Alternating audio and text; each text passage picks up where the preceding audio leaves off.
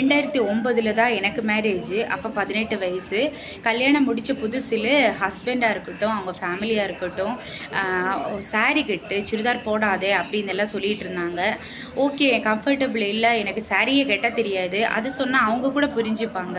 ஆனால் வருவாங்க பாருங்கள் வீட்டுக்கு பொண்ணை பார்க்குறதுக்கு அப்படின்னு, அவங்க தான் விட மாட்டாங்க. அவங்க சொல்லுவாங்க, சாரி கட்டாமல் இருக்கா, சுடிதார் இதுக்கு போட்டு வச்சுருக்கீங்க அப்படின்னு சொல்லுவாங்க.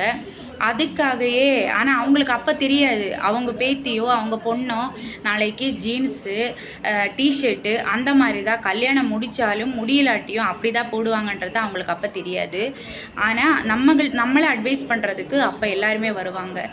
எத்தனை பவுன் போட்டாங்க, ஓ மருமகளுக்கு எத்தனை பவுன் போட்டாங்க, அங்கே பாரு பக்கத்து வீட்டில் அந்த பையனுக்கு கல்யாணம் ஆயிடுச்சுல்ல, அவங்களுக்கு இத்தனை பவுன் போட்டிருக்காங்களாமா, நீ வேற பக்கம் கூட பார்த்துருக்கலாம்ல. இந்த மாதிரி அட்வைஸோட நிறைய பேர் வருவாங்க.